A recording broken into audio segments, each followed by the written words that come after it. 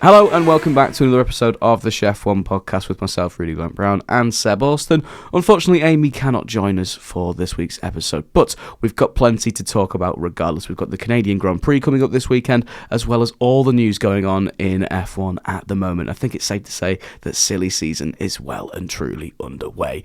We'll talk about one of the big news stories to begin with. We've got Sergio Perez signing a brand new contract to take him through until the end of the 2026 season.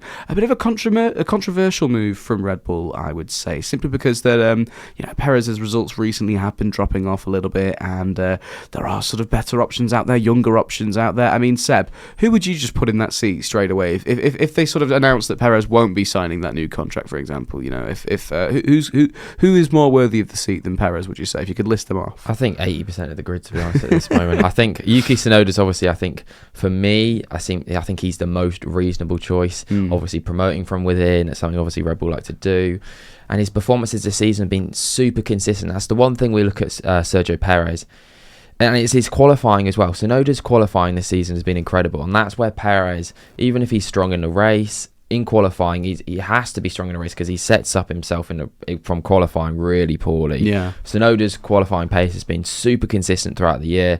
I think if you put him in the Red Bull, I think he's consistent. He'll be consistently up there, and I think that his race maturity, it's come a long way in the past couple of years. And I think he would be absolutely great in that second seat for Red Bull. I don't think he's quick enough to challenge Max. I think he's still not on that sort of level, but I think he's good enough, and I think that he would be so much more consistent than Perez. Even Carlos Sainz, I can understand why they haven't gone down that route. Obviously in the past when they were at Toro Rosso, their dad's obviously not getting on and clashing, and the power struggle, that's something they don't want to have. But I don't think Tsunoda would bring that. I think that Tsunoda, they're going to lose him now at some point because 2 years he's not going to want to stick around that long. Obviously with Aston Martin and Honda and things like that, so they've basically, by doing this, they've lost Tsunoda. Daniel Ricciardo, I do think that sticking with Perez is a better decision than Ricciardo. I think that Ricciardo just he's inconsistent at the moment, and I think that's the one thing that you look at Perez and say that's his fault. So you have to bring in someone that's going to be better than that, and Ricciardo has not been that. So I don't think Ricciardo. But then if you look elsewhere on the grid, I think, this is biased, but even Pierre Gasly would be a better fit. Like, I know that maybe, in the past he didn't get on with some of the mechanics and things like that, but, he's definitely matured as a driver, and I think that he would be a better number 2 driver, and I think he'd take that. I think that there's so many across the grid. Nico Hulkenburg, if they'd managed to get that in before he'd gone to Audi. Could you imagine that? That would have been a really interesting move. Such a solid move as well. Like, he would have taken it. He would have finally got a podium, and he's consistent, and he would have been a far better option than Perez. Maybe I am forgetting how good Perez was, back in his heyday in the midfield, with Force India and Racing Point and things like that.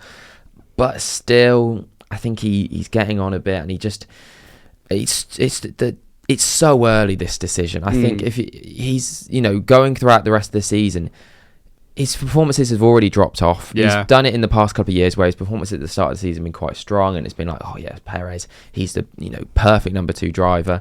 As we get into the European season, his performances just gradually drop off, and they could afford to do that in the last couple of years. This year, I don't think they can afford to do that, and I do think, even though they've given him a 2-year contract, I still actually don't think he's going to be there for the next 2 years. Wow. I think that his performances are going to continue to drop off, and it's going to get to a point where McLaren and Ferrari arguably already are on the same level as Red Bull, and Red Bull are going to be losing out in the constructors with Perez not making Q3 and things like that. He can't afford to do that anymore. The Red Bull isn't significantly better than those around him that he can just make that up. So yeah, I mean, I've said a lot there, but and it makes me sound like a huge Perez hater, but I just don't think he deserves to be in the best car on the grid, and I don't think that it's the right decision for Red Bull. They're just going to end up paying him loads of money. So I don't think it was the right decision. No, you're right. I mean, it's a case of, best car on the grid, but for how much longer as well. Ferrari and McLaren have both made seismic steps forward, which we sort of, saw coming at the start of the season. And to sort of, mention his performances, as soon as we started acknowledging his performances being really good this season, then he immediately starts to drop off. So you've mugged us off right there, Sergio Perez. But no, I think, you are right. There are certainly a lot more drivers more deserving of that seat. And they've given themselves this headache, Red Bull, where they want to promote Daniel Ricciardo, even though he's clearly not the driver that he used to be. and they obviously are trying to actively avoid a world in which Tsunoda is driving for the main team, and I'm not particularly sure why. I mean, if I had to sort of, I don't know, put my finger on anything, it'd be a case of, he's a bit of a character. Yeah. And maybe they see him as a genuine threat to Max Verstappen. If they want to run the team with a genuine first and second driver format, then Tsunoda's obviously not going to be a fan of that. They might have even, maybe behind the scenes there have been conversations and they've said to him, right, okay, we are happy to promote you, but you will be the second driver. And whether you like it or not, put up, shut up, whatever, this is Max's team. And it has been Max's team since Daniel Ricciardo used to be driving for them. So, it is a case of, the hierarchy there. Would a lot of the drivers be content with being Max's number 2? And with Perez not really having many options elsewhere, it does feel as though that maybe it's just the easiest decision for them. And it's a case of, as a number 2 driver, Perez has been okay. They've got some Constructors' Championships under their belts with him at the helm. Last season it was the first sort of Red Bull 1-2 I think they've ever had in the Drivers' Championship. And so, so far, okay from Perez. It's not been amazing. He's not set the world alight, but it's a case of once the McLaren and Ferrari do eventually begin to catch up, will that sort of difference in pace between Max and Perez be apparent in a sense of Max will be the only one of the 2 Red Bulls fighting in a championship situation? Perez, you've got someone there to pick up the pieces after Max finishes the race with a minute to spare and stuff like that. And then, if you're in a genuine championship fight and Perez hasn't proven to be quick enough, is this a bit of a risk, especially heading into the final season of these current regulations where it is probably the most tight and most competitive? I mean, you look at just before these current ones came in 2022, we had a genuine championship fight between 2 different teams, i.e. Red Bull and Mercedes, Max and Lewis, and then you saw the number 2 setup work there. Bottas a million miles away from Hamilton, Perez not quite to the same extent as the situation at Mercedes, but he picked up some race wins here and there, but it was still a pretty big difference. You look to the season finale, and Perez was so far behind Max, he could then compromise Lewis's race out of sync with the strategy, and that's when it worked perfectly. When Perez was willing to just take that number 2 role, as he still, I'm sure, is continuing to do so. But it's it's this weird sort of complex that they've got going on at Red Bull, where they just want Max Verstappen to remain untouchable. And I don't know, it just seems very unambitious, especially considering how blind we are going into 2026. Jenson Button described it as the biggest regulation change since he's been in the sport. And that's saying something. He's been around for the hybrid era, conversion and stuff like that. He's had multiple different engines. It says a lot about how mega this change is going to be in 2026 in 2 years' time. So I don't know. It's just unambitious. I'd say a bit of a risk as well if Red Bull do drop off a little bit. Perez might not be the number 2 driver that they want. They might someone who is just genuinely a little bit quicker, a little bit younger as well, to set the foundations for the team's future. Someone that can maybe Max Verstappen could hand the baton to, because he's one of them drivers that is likely to retire a little bit earlier because he just doesn't have that same need for record breaking and stuff like that. So maybe if they could have gone with someone with a bit more potential, a bit more room to grow, a higher ceiling, someone like Tsunoda, someone like Liam Lawson, for example, or if they look further afield and sign someone like maybe Lando Norris in the ideal world, but that looks like that he's never leaving McLaren, I don't think, anyway. And or they could have maybe tried a bit harder for Lewis Hamilton. That's sort of a bit contradictory, but there is no doubt that he is a quicker driver than Perez. Maybe not this season, but could they have gone hell for leather for Kimi Antonelli? That would have been hilarious. That would have been pretty exciting. That would have been unreal. But I think there's no way Mercedes would have allowed that to happen. I think that would have been just vetoed completely. But that would have been very cool to see. So that's enough about Sergio Perez now. I think we'll move on to a driver that has still no seat for next year, never mind 2026, and that's Carlos Sainz.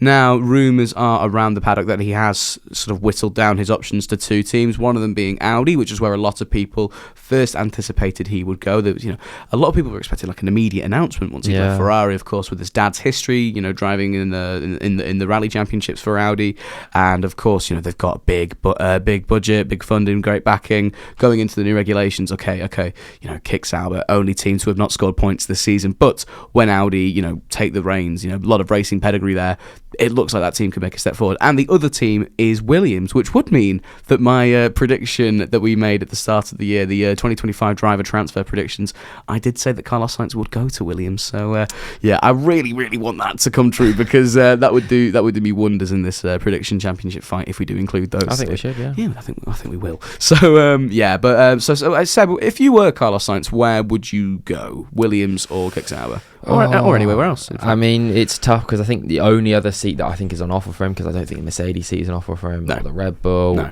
The only one that I think is else other than those two would be Alpine. Yeah, I think it's between those three, and I think Alpine's not going to go to Alpine. No, it's a tough one because you think Audi have this sort of potential that's, we don't know how much they're going to put into it. But, if some of the rumours are true that they're really going to go for it, then it's like, that seems like the place that would be the best direction to go in, because they've got untapped potential. They're going to be, a works team. So there's like that sort of potential that they could, they're going to understand everything better. But at the same time, they're super inexperienced. There will be, they've been showing so far, because, Audi own the team, I think, technically at the moment anyway. And they've made a couple of changes and things like that. And, they look awful. And he is going to be throwing away a year of his career, definitely, if he's going there next year. But at the same time, you could say the same about Williams. Williams are not going to make it the step up where he's going to be competing for anything next year.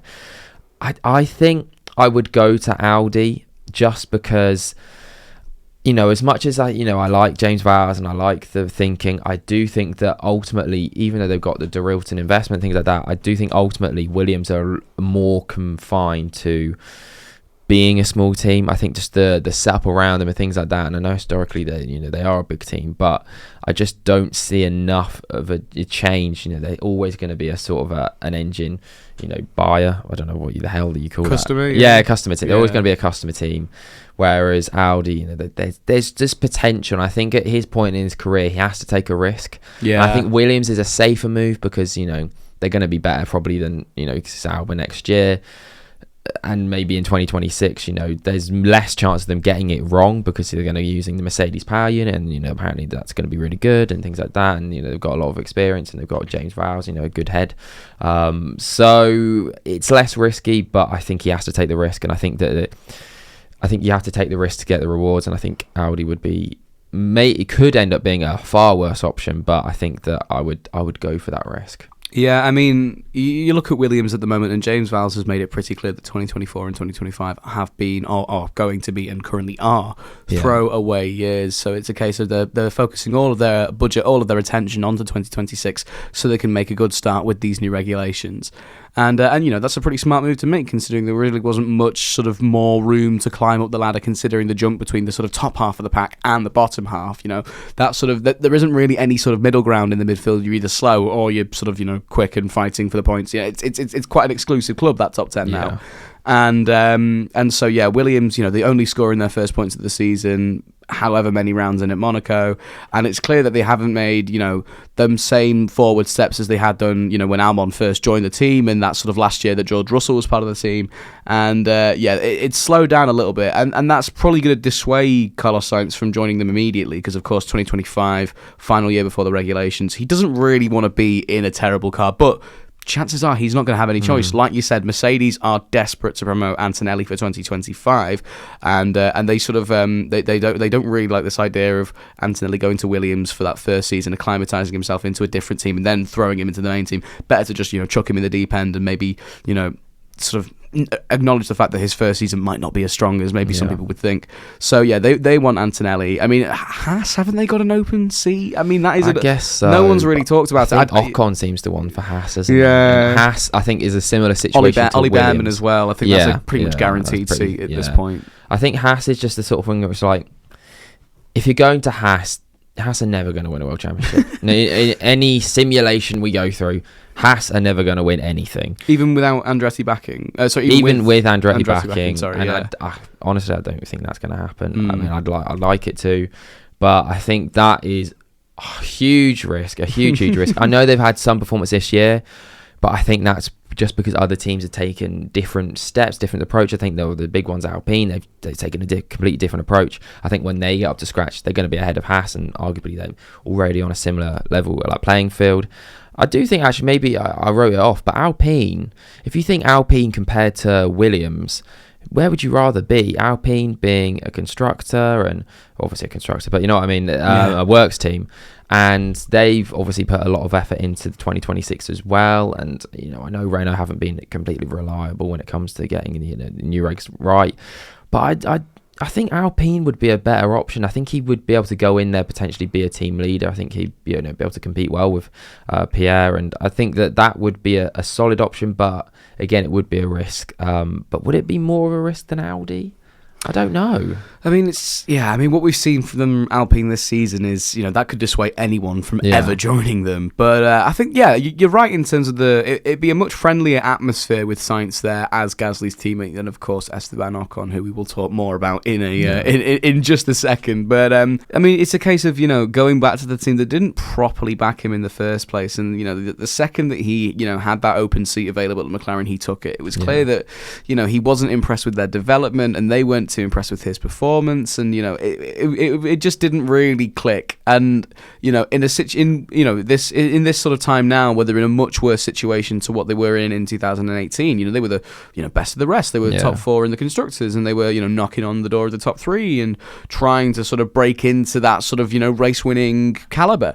And yet they have made sort of fluctuating steps forwards and backwards, but this one has been the most ginormous step backwards yet. They have been terrible, and I don't know, I think it's a case of with Williams, at least you've got some sort of stability there. Same with Sauber, I guess. Okay, while it's unpredictable to see how Audi's influence will affect the team, for a fact what you're getting yourself into. And with Alpine, just that uncertainty, maybe, is that really necessary? And the stress that could cause, I'm not too sure. I think, of course, obviously, science has whittled it down, so it obviously means it's more likely that he will join Sauber and Williams. I think they are just the two best options for him available now anyway, considering that, of course, Ferrari were the ones that kicked him out, and Red Bull have, shut up shop. Mercedes, probably going to announce Antonelli at some point this season. Haas, like you said, there is literally no point in joining Haas, especially at this stage in Carlos Sainz's career. Trying to think of the other teams now. Aston Martin probably going to shut up shop pretty soon. I mean, they've already signed Alonso on for another year, and there is that sort of that trajectory in which Yuki Tsunoda could probably join the team once Honda have more influence. And it just seems as though they're the only teams with the two doors open. And I think if I were him, I'd join Williams. I'd say maybe just because I want him to, simply because of the predictions. But I just think.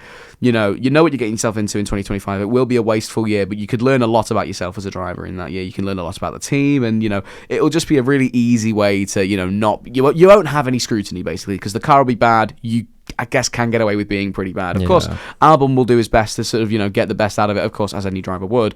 And so you've got some competition there, and you can, there will be a fun battle between the two of them if that is the move that happens. And then 2026, who knows how quick Williams could be. I mean, I did say at the start of the season that they were, and I quote, cooking, but I don't know, I'm starting to maybe think that was jumping the gun a bit. But, we'll just have to wait and see, I suppose. We will see. But my money's on Williams, so is yours on... I think he will join Williams. Yeah. I think he should join Audi. Okay. Well, that's interesting. Yeah, I know better than you, Carlos. If we move on now to someone that we briefly just touched on there, Esteban Ocon. Now, the big talking point coming away from, one of them anyway, away from the Monaco Grand Prix weekend, of course, alongside Charles Leclerc's Monaco curse being broken, is that Esteban Ocon, he was set to be replaced immediately, pretty much, for this Canadian Grand Prix coming up this weekend. Jack Doohan was the likely replacement. And if you missed the Monaco Grand Prix, basically, on the opening lap, there was just a collision between the two of them. Ocon, it was, of course, Ocon's fault. Sent it down the inside of, is it Portier? Yeah. Just the corner just before the tunnel, so sort of like quite slow, quite right angled. You've got a pretty pivotal corner on the first lap because you can make a move here and there. But we have seen pretty similar incidents there in recent years. I'm pretty sure Perez got in some sort of kerfuffle there not too long ago. In qualifying. Yeah. And so, it's a pretty sort of important corner on the track. And basically, Ocon just sent it up the inside of Gasly. Perfectly reasonable thought process, but of course, it was just not on. The move wasn't on. Ocon's fault. He held his hands up, took the blame.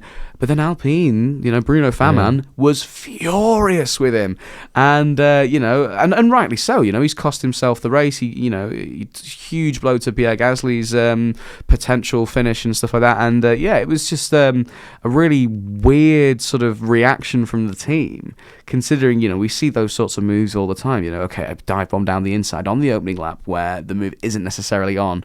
And yet here they are kicking him out of the team. The news that has followed from the Monaco Grand Prix weekend is that Esteban Ocon will be leaving the team at the end of the season, and he'll be looking for a seat as well. So, I mean, Seb, Is it an overreaction from Alpine, especially considering how he has been pretty quick this season? He's been there for, ages now. Why are they kicking him out? I think there were rumours before even Monaco that he was, he's made it clear he's been looking for, a seat elsewhere. He obviously started the season, he was banging on about I've got links to Mercedes. Yeah. So I think that along with the fact obviously he doesn't get on with Gasly, and even though they've worked quite well together, there's always been that underlying tension, and you never think that truly that either of them are going to be actual team players to each other. No. Really, when it comes down to it, they're not going to. In hindsight, just terrible decision, basically. Yeah, it was a weird one, because it was realistically it was the only option they had left. That Pierre was the only driver left that they could get that was actually competitive. Of course, great driver, but for those of you unfamiliar, Ocon and Gasly have hated each other for a good few years now. Yeah, it's so. But do I think it's harsh? I don't. I think the way they've timed it, I think they'd already decided it quite a long time ago. I think they wanted to go down either Ocon or Gasly as a clear team leader, and I think that Gasly proved last year that ultimately when he gets to the grips with the car, I do think he has a little bit more potential. He's more marketable. He's got a lot more fans. Well, he's got at least one fan. And yeah, I think he's just slightly less controversial, and he seems a little bit more of a team player. And I think the way they've announced, I think they have announced it to punish him. Yeah. I think that if they were being kind, I think they would have announced it, a few weeks' time. Mel C. Esteban type of maybe like an emotional video and things like that, and it just make it seem a lot more of a mutual agreement. I think them timing it straight after he's had this big incident, straight after Bruno Famin's been talking to the press about how furious he was. I think it's a clear statement to be like, no, we are getting rid of you, even though I think it was already decided. I think it is the right decision. I think ultimately, that I know a bias coming in here as a Pierre fan, but I do think Pierre is a better driver than Ocon, with the potential of him being able to control the fundamentals of the development of the car. I think will put them in a better space going forward. And I think having a teammate, potentially Jack Doohan, who we think is going to come in, I think that having that, and he's been a good team leader when he was with Yuki Tsunoda, and I think when he's had a driver that is inferior to him, he has stepped up to the plate. You think Brendan Hartley and Daniel Kvyat and things like that, he had the strongest years of his career at that point.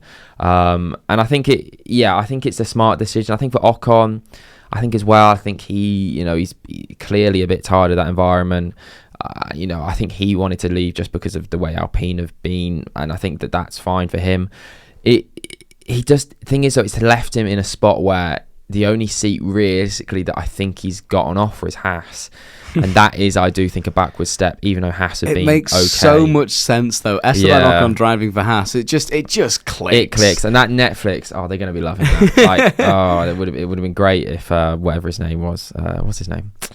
Ollie Behrman? No, former team principal of Haas. Gunther Steiner. I always forget his name. I don't know why, even though he's performing in the Octagon Centre. He's well, I wouldn't say performing. I think it's one of them sort of live Q&A type things. Weird. An evening with Gunther Steiner. Can't wait for that. 50 quid for them, by the way. That's crazy. That is ridiculous. But if they'd been together, that would have been crazy. But I do think for Haas, it's a strange one. I think you have to take it because he's such a quick driver that you can't say no to that. It's a great pickup, yeah. But it is a case of, fine, it looks like there's a bit of stability at Haas. And I think it has been overblown, this Ocon being a terrible teammate sort of thing. I think it's been blown out of proportion. But there is obviously that reputation he comes with. And I think maybe, is that the right decision for them? I think it is, but I think there could be some risk attached to it, Yeah. I think Behrman's not going to settle for being a second driver.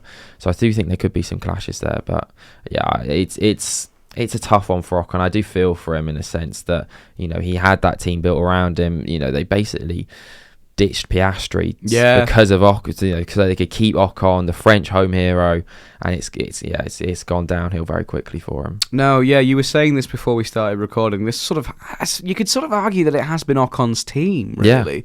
Yeah. He joined in 2020, right? Yeah, 2020, replacing Hulkenberg and no one else. Yeah, just replacing Hulkenberg. And Ricciardo was considerably quicker in that 2020 season, but they kept him on anyway. Fernando Alonso comes in, and Fernando was quicker in that first season, but of course Esteban got them that win in Hungary.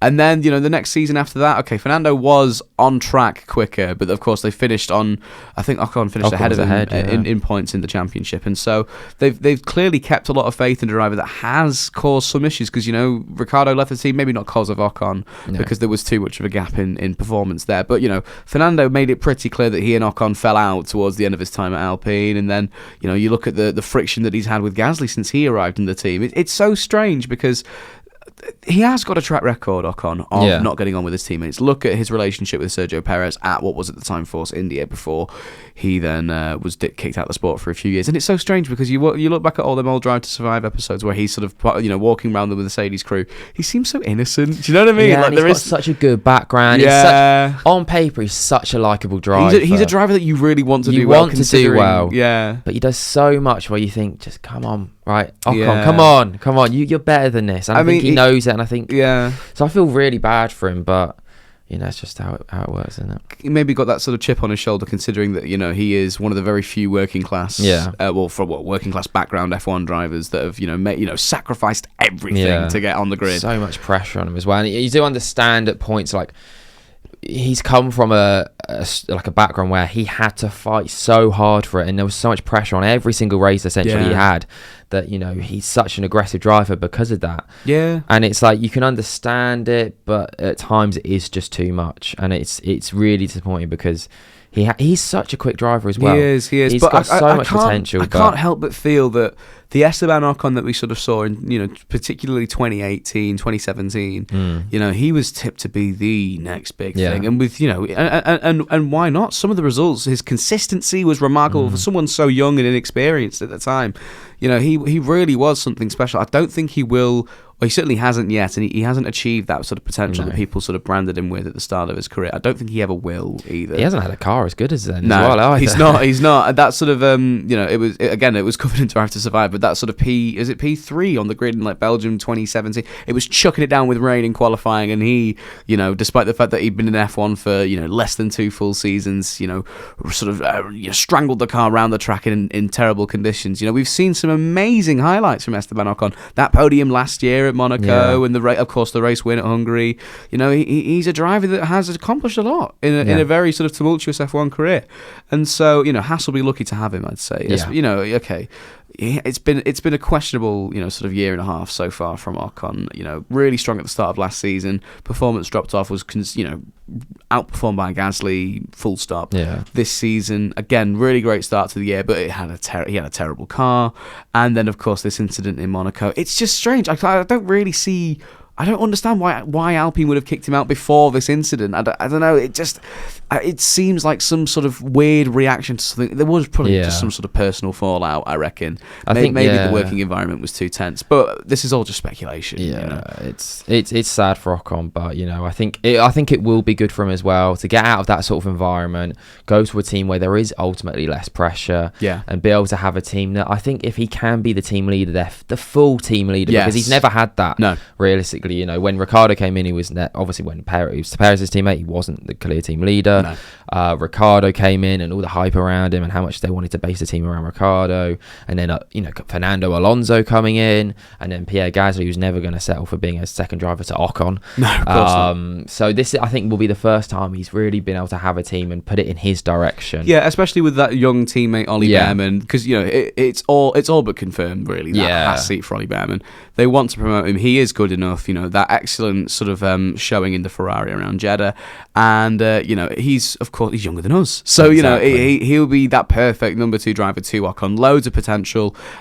He seems like a well coordinated guy. He seems like I don't know how to put it, but I don't think there'll be too many disagreements between him and Ocon, unless on track they just come together all the time. But it's one of them where I think you are spot on there. If he is a team leader, if they can sort of not build the whole team around him per se, but if they can lay the foundations for, Ocon's success, then maybe there could be a decent step forward for wherever he goes. If he does go to Haas, it would just be a move that makes a lot of sense, I'd say.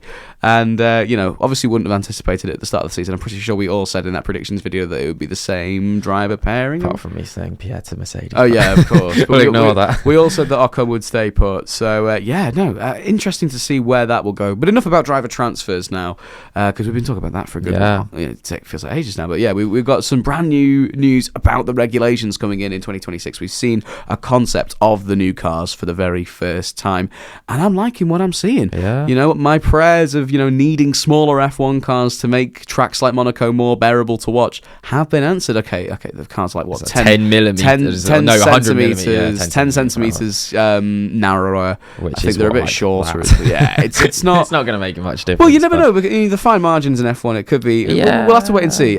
More fuel. It's better than anything. They're making them nothing. Sort of. There's something like what 30 kilos lighter. 30 kilos lighter. Amazing for fuel consumption and stuff like that. They're on track for the net zero target for 2030, which is really reassuring to see. Because if they don't really reach that, then the future of F1 could be in jeopardy. Who knows? But that's a bit of a stretch. But we've got a new aerodynamic system as well, saying goodbye to DRS, which is interesting. I mean, I don't really understand the new concept. It's like you get more power if you're in a detection zone or something like that. So it's more like attack mode almost. Which is I don't know how effective that's going to be, because on paper it sounds like that could be maybe too effective. It sounds quite. I don't know how to put it. It sounds quite a bit fake. Yeah, exactly. It sounds like a video game. Rather than a sort real of like life Burnout or whatever, where you get the boost or something like that. Like it's a bit. I'm not sure how that's going to work. That could be really bad. It could be really good.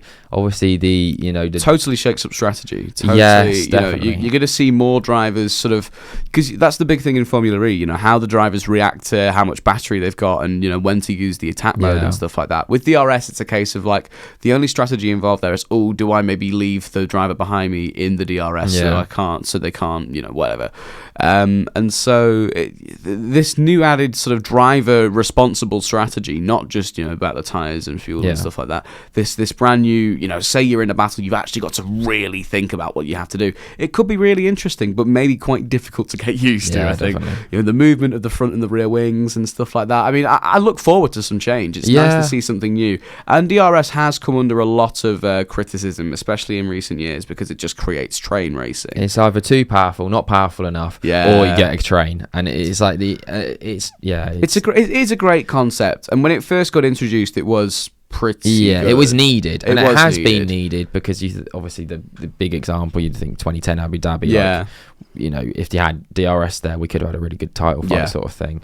But it's the sort of thing where it would be better to not have it, because it is unfair.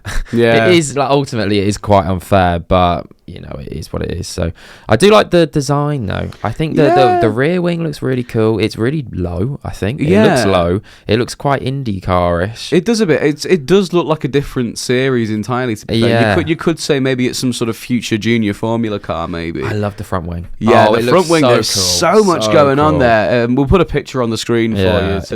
It looks sort of like, I don't know why, I'm thinking like 2008, 2007, that sort of like added little chunk to the side of the front wing. It's so aggressive, and there's I think that the teams will have a lot of fun, especially I think wherever Adrian Newey goes, we'll have a lot of fun with the aerodynamics of this car, totally shaking it up. So it's those figures like Adrian Newey that will be the only ones that will be able to sort of get it right straight away. Imagine this though in chrome and orange with the Vodafone livery. That would just look makes so sense. It just makes sense. Come on, Vodafone, what are you doing? Go sponsor McLaren. Are they still a thing, Vodafone? Yeah, I think so. Who knows? Probably. But that is a very promising looking new chassis, I would say. And I think I am sold. I am sold by it. I think there will be some closer racing, especially with smaller cars. A lot of people, want Monaco off the calendar, and it's not the track's fault, because we used to have really good racing there, and I'd still argue that we do. It's a different kind of race. Sure, last year was really good. So. I'd say the first sort of 20 minutes of this year was really good as well. You've got a 4-car fight for the lead, and sure, none of them are going to make an overtake, but there is that sort of can they do it? Yeah. You know what I mean? There is, and the strategy battles as well. Monaco's a different type of race entirely. Yeah. But I think, as the cars hopefully get smaller and smaller, we will see better battles, lighter, more nimble cars. That's the thing. They wanted nimble was the sort of thing they're going for, which is a very good way to look at it, because these cars are massive. They are huge. These current cars are huge, So not very heavy. nimble. They look really sluggish as well. Some especially sort of far away dive bomb overtakes just look really slow, and it's just clunky is the perfect way of putting it. They are supposed to be harder to drive as well, which is good. I think that sort of added, because you do look at some sort of, when you watch onboards, it is very just and it looks so sort of comfortable. Whereas you look at the past, I think when 2014 came in, maybe. That Ferrari in particular. Yeah, I mean that was a horrendous car. Yeah, it's true, but when it's more difficult to drive, you're thinking you get more mistakes, you get more, and it becomes a lot more driver, for specific and things like that. Cars in the 90s in particular. I mean, just take any Ayrton Senna pole lap from the 90s, for example. The way he's just wrestling the car around the corner, and it's supposed to be the perfect lap, but he is there just strangling Fighting the steering wheel, doing hard, anything to stop the car from spinning out and stuff like that.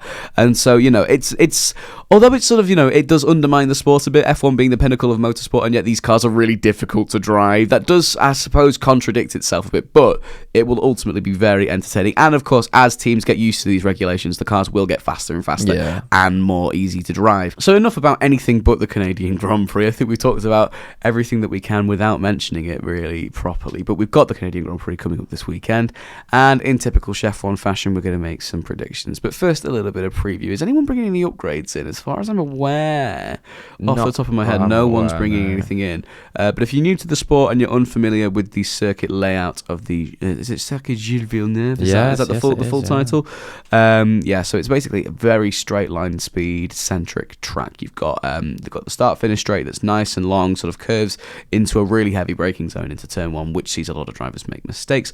And then before that, so if you're doing the lap and you sort of get into the end of it, you've got the Wall of Champions at the end, which is this sort of very deadly chicane. And before the Wall of Champions, you've got this enormous back straight, which is often prone to train racing, it has to be said, especially considering how difficult it is to make a last minute dive bomb into a chicane. But it can mean that there is a lot of room for some pretty big errors, which is of course very exciting, but pretty dangerous as well. But and then you've got the DRS zone sort of in the sort of middle of the lap, sort of end of sector 1, start of sector 2, and that's a pretty nice one as well. But again, the braking zone is into a chicane, so it's it's a little bit annoying in terms of trying to get some genuinely good overtakes. Is there a DRS zone?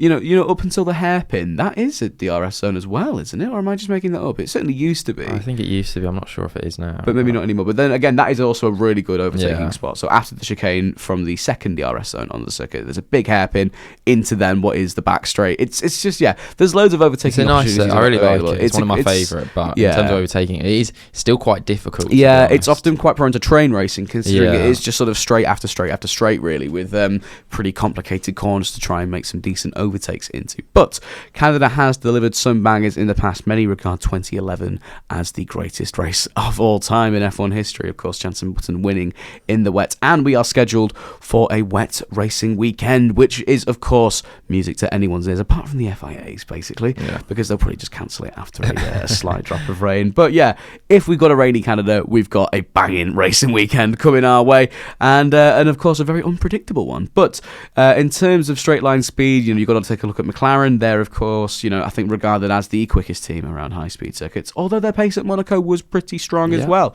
Ferrari, maybe not quite as strong a weekend as they had in Monaco. Of course, two extremely different circuits, and I think they will fall short to whatever McLaren and Red Bull's pace is this weekend as well. Red Bull, I mean, that's a car that's sort of a bit of a jack of all trades, really, and I'm sure they'll be fine in most parts of that track. And then as we sort of look further down the midfield, Aston Martin could struggle a little bit, as they do seem to have a really heavy car in the straight line. I mean, ever since they became Aston Martin, that car has just been really lackluster in sort of high-speed circuits, with the... it just looks heavy. It looks much heavier than the rest of them. But Fernando Alonso, I think, could... He needs to get a decent result on the around podium here last year. But yes, he very was. Different. Second on the grid to start things off as well, so really strong qualifying from him. But he needs a good race weekend, I'd say. He's been outperformed by Stroll for which is crazy to say. 4 all in qualifying, which is I mean, that's worrying. embarrassing. Yeah. That's embarrassing. Especially considering he's just signed a new contract as well. So maybe the pressure's been taken off and he's sort of driving with a little bit less to lose. But this is not reassuring for the two-time world champion. I mean, do you reckon Stroll will continue his hot streak at his home race? No, and I actually don't think he's been on a hot streak. I do think it, because I do still think the Aston Martin is quicker than the likes of the Alpine and the Williams, but he's still not, at times he's picked up a point or two here or there, but it should be a quicker car than the RB realistically. Yeah. And if you look at how Tsunoda's been performing compared to Stroll, I mean, it is, the difference is night and day. So I think it has been a case of Alonso being unlucky at times. Do you think Monaco being impeded and things like that? Yeah, missing out on points. Yeah, pretty marginally, and I think also a case of Alonso maybe being off the boil a little bit. So I don't think Stroll's on it, but I do think he's being okay. I mean, I can't fault him. Pretty strong weekend in Imola to sort of a few weeks ago. Not bad. But I think we don't fully know the potential of it until we see Alonso on it. So, yeah, I think it's hard to say how quick that Aston Martin actually is. Hopefully we find out this weekend. It's a weird one, Lance Stroll, it's been a pretty poor season, not necessarily by his standards, but by the standards of any competent driver, basically. Yeah. But he has turned it around a little bit, like you say, 4-all in qualifying. Fernando's going to get a little bit worried, I think. Then of course he'll sort of blame it on the team in the media and stuff like that. Yeah. But we could see some interesting inter-team battles, of course, up and down the grid. Aston Martin being one of them.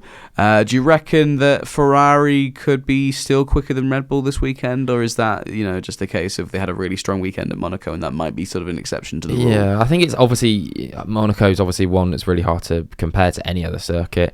I do think that there are points in this track that will suit them, but I think it's going to be still really close between the top three teams. I think obviously the rumours of Red Bull, this suit doesn't 100% suit them. It's not going to be their strongest track, so there is opportunities there. I think it's going to be really close between the top three. I think McLaren on paper probably are the favourites this weekend, but it's so hard to say who's going to actually come out on top, because some weekends, you think back to China, we were saying what McLaren were going to be absolutely terrible. They come out, they're absolutely incredible. The next weekend they're awful, sort of thing. So it's so hard to predict this year. But I think really strong pace around Monaco, which kind of surprised me. Yeah, it's all been a bit wishy-washy. I think it's tracks are very hard to predict this year, especially for us. Apart from Amy, but probably just go with what Amy says and then we'll be correct. So from her predictions, it looks like Ferrari are going to have a great weekend. Well, based on how she's done earlier this season, we'll maybe a question. Yeah, exactly. But I do agree. I think McLaren are looking to be the quickest this weekend, and I think it. Not necessarily their race to lose, but I think they will be disappointed if they don't come away with a at least a double podium, I'd say, because Perez, of course, in pretty poor form. The Ferraris, both drivers are doing pretty well at the moment. Leclerc, especially after such an amazing weekend at Monaco, handled the race perfectly. Great pole lap as well. But McLaren, I think especially Oscar Piastri, and I'll make that pretty clear in my predictions in a few moments' time. But Oscar Piastri looks to be driving really well at the moment, and I think in Canada. That kind of race could be one that really suits him, unless the rain comes into play. He's not a driver that's terrible in the wet, but Lando Norris is one of the best wet weather drivers on the grid, and that could massively hinder Ferrari as well, because I don't think either Leclerc or Sainz are necessarily exceptional in the wet. They're not known for it anyway. Exactly, and when you got Stroll is, Lance Stroll in his home race, could he be on for the win? Who knows? But Max Verstappen as well, another really impressive driver in the wet. I mean, we haven't talked about this team at all, very much this whole podcast, but Mercedes, I mean, it was okay in Monaco. Yeah, not terrible. I think obviously Canada's got good memories for Lewis Hamilton. I think he's got had a lot of victories down there and things like that. So obviously I think his first victory in the sport was there. It was his sixth race, I think. Yeah, which crazy, is incredible. But I think again, it's just you look at Mercedes and you think. It's just going to be another nothing weekend for them. Yeah. They're quicker than the rest, in terms of, from the fifth team backwards, that, quite comfortably clear of them, but they're not challenging the top three. So I think another sort of 7th or 8th for both, Russell and Hamilton. Yeah, I think double points is all they can sort of ask for really this weekend, as long as it's not 9th and 10th. If it's something like, a P5 and a P5 and a P7 or something like that, just replicate their Monaco weekend, basically. But Mercedes, I don't expect too much from them this weekend, although I'm going to say that it's going to chuck it down and Lewis Hamilton will win. That's just what's going to happen now, isn't it? Which would be amazing, I'd love that, by the way. But yeah, Williams, another high-speed circuit that should suit Williams, although we're not really seeing that anymore. It's not the same rocket ship that they used to. The car isn't quite the same. It's more well-rounded, but it's just rubbish. Yeah, it's just they sort of redistributed it to make the car totally subpar. I mean, Albon finally getting some points on the board in Monaco with a really good drive. It has to be said, and Logan Sargeant He's there. It's now or never for him to really pick up a result, really. And if Williams do return to their old habits of being quick in a straight line, then I think Logan should be trying to capitalise on that around Canada, because I don't know, it's not too difficult a circuit either, and I think it do or die. That's it. I was trying to sort of think of it before, but do or die for Logan Sargeant, really, because it's he needs a result sooner rather than later, because he is very much at risk. Even of being at P11, P12, I think he'd take it at this point. If he can outperform Albon in any way, shape or form, then that could be the foundations for what could be a bounce back for him. Yeah. But is that likely? No, not really. That's basically just hypothetically what Logan Sargeant needs. Yeah. But of course, any driver needs that. You got to beat your teammate going into a weekend. But Logan Sargeant, I think, more than anyone else. Should we move on to our predictions now? Because there isn't really much else to delve into, sort of non-prediction wise. But we've got set prediction categories for each race weekend, and we've been keeping score depending on how many we get correct. So we get 1 point for each correct prediction, and then for the podium, for example, we get 1 point for each correct podium position, and of course our shot predictions at the end, where the points vary. Now, we'll start off with our pole position predictions. That was a lot of P's in just a couple of sentences, but Seb and I have gone for the same pole man. We both said Max Verstappen. Do you want to just elaborate on that? Yeah, I think obviously, as I said before, quite a lot has been made about, the Red Bull maybe not being their strongest circuit. But I think Max, obviously after Monaco, I think he's going to want to bounce back. I think he's going to have that fire in him.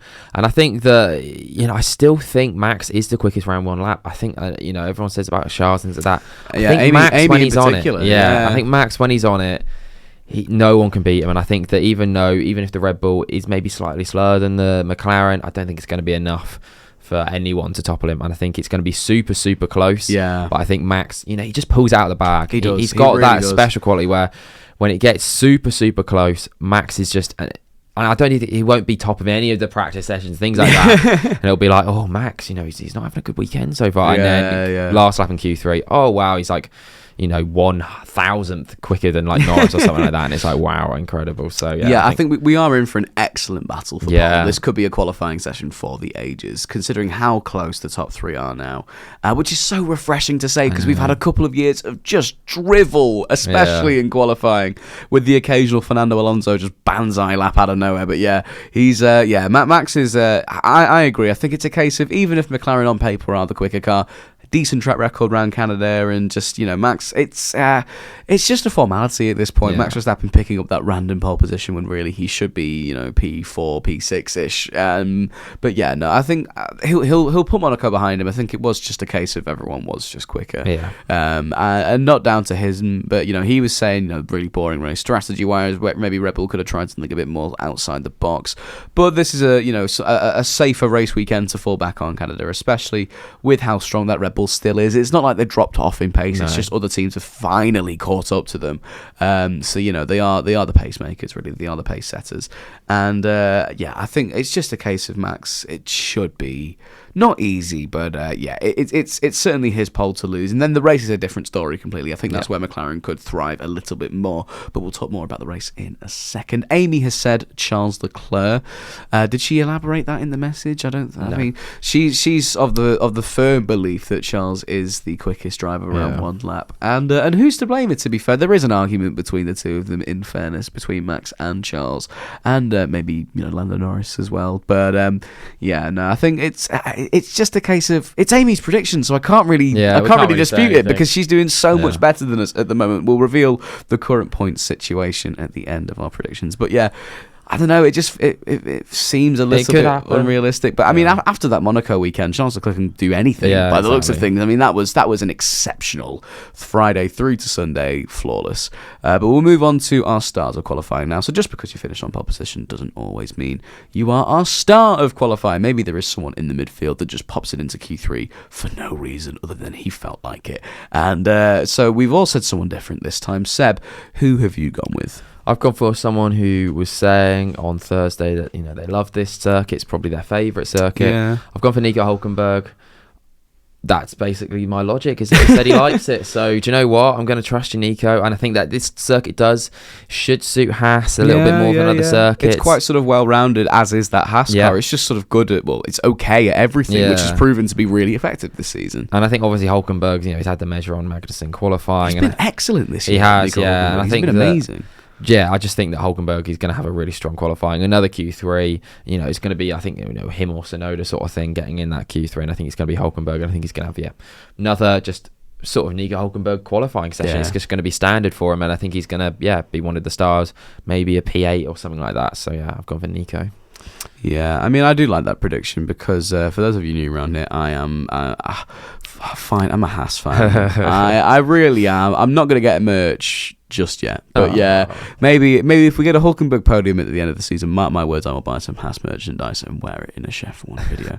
But look, Haas, they are now the underdogs that actually can do it. They used to be the underdogs that were just so funny, and now they have been really solid. I mean, they have kept that funny identity by using Magnussen just as a cork to make sure that Nico finishes in the points on a number of occasions now. But I'm all for that. I'm going to be honest. That is racing strategy as it should be. That's like Route 1 football, proper, it's just, I want to say the word. I'll avoid swearing just for the sake of future monetization purposes. But Haas have been they've been it's been a real turnaround, and I do like to see Nico Hulkenberg doing well in this Haas team because I think they both deserve it. Hulkenberg's had a pretty stressful couple of years in the sport, either without a seat or in a pretty sort of bang average Haas car with all sorts of chaos going on behind the scenes.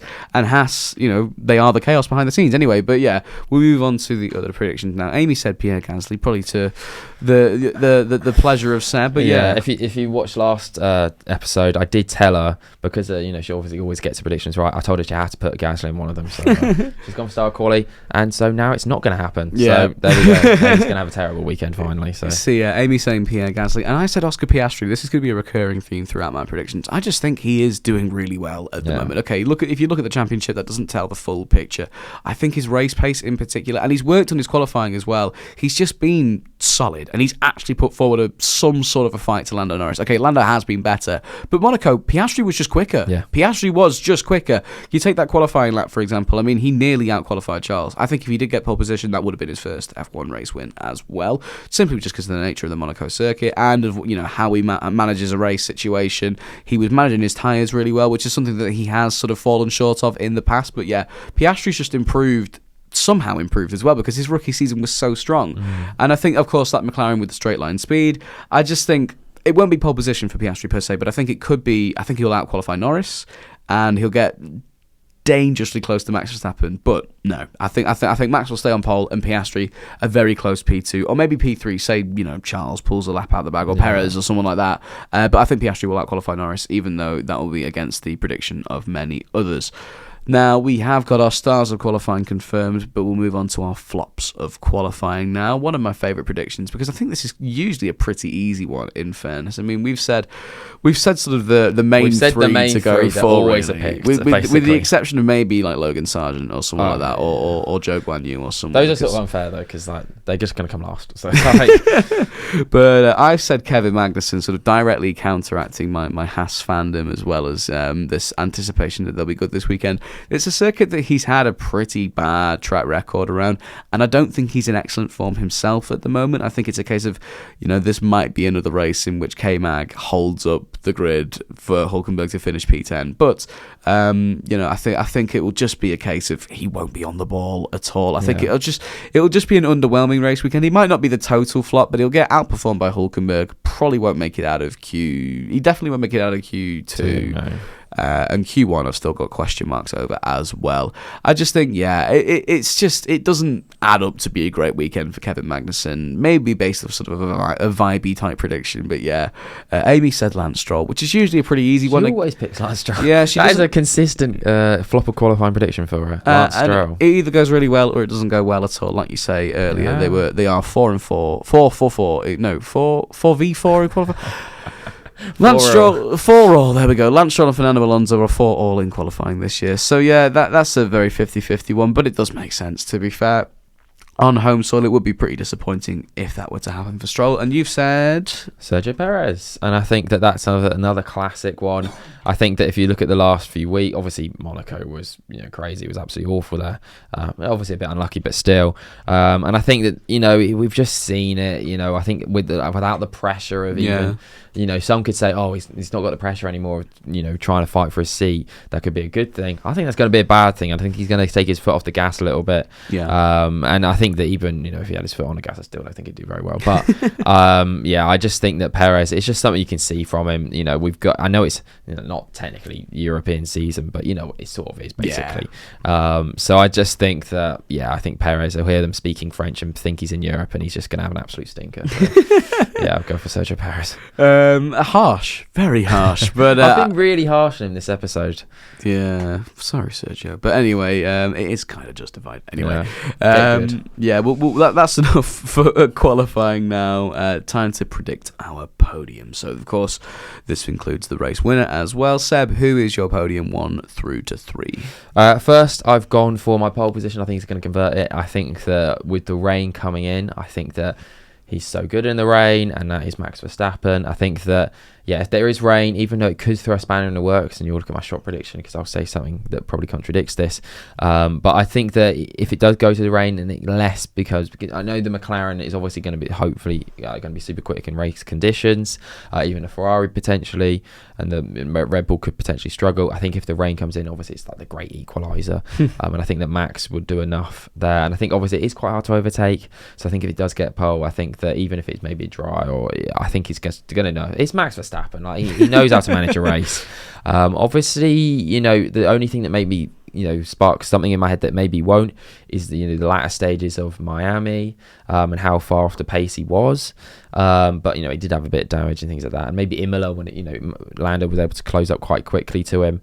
But I still think Max Verstappen's going to have enough. So I've gone for Max P1. P2, P3. I probably should change this to go for the McLaren boys, seeing as I have said that, they probably are the favourites this weekend. I've gone for a Ferrari 2-3. I've gone for Leclerc P2, okay. Sainz P3. I think that, they're coming off the back of Monaco. I think this is probably a very virus-based prediction because I actually don't think it's going to happen. But do you know what? I'm just going to say it. Leclerc P2, Sainz P3. Who knows? There we go. I'm just saying. You need some predictions exactly. to go right where Amy and I won't pick up the points, to be fair. But look, my podium, I'm still really unsure. I've put down here Piastri, Norris and Verstappen in that order. Norris just, I don't know. It's either first or second for him. Piastri, it's either first or third, and Max, it's either third or first. It's weird. I can't. Yeah. I think it will be that 3, but in what order, I'm not too sure. But I've got down here that Piastri will win his first ever F1 Grand Prix, not the sprint race. But so I don't know. It's just McLaren do look really strong. A 1-2 is definitely on the cards for them. Yeah. I wouldn't say it's sort of the bare minimum they need. I think it's a case of, a 1-2 is the most ideal yet most realistic scenario as well. I think Max, of course, will put a fight in there. It just depends if there is rain, how the drivers will react to the rain, who blinks first, who makes that switch. And Red Bull's strategy usually really, really effective, especially in interchangeable conditions. Max and Norris are both, really, really strong in the wet as well. Piastri not so. It's so unpredictable. I've got no idea, but I think it will be a McLaren double podium and Max in there somewhere. That's my prediction, but I'll stick to it. I'll say Piastri, Norris and Max, but That's probably not going to come true. But yeah, of course, and Amy's saying McLaren 1-2 in the form of Norris first, Piastri second, and Max not on the podium at all for Amy. I think that will make more sense in a few moments' time, but she's saying Leclerc to round out the top 3, which I do like. That would be really, really interesting to see. Especially with the title fight. My God, that'd be crazy. Yeah, I mean, the fact that there is one now is, really... It's just, I'm just and grateful. The constructors as well. Imagine I'm just that grateful. For the constructors. Yeah. Insane, but... Who knows? Yeah, we'll move on to our drivers of the day now.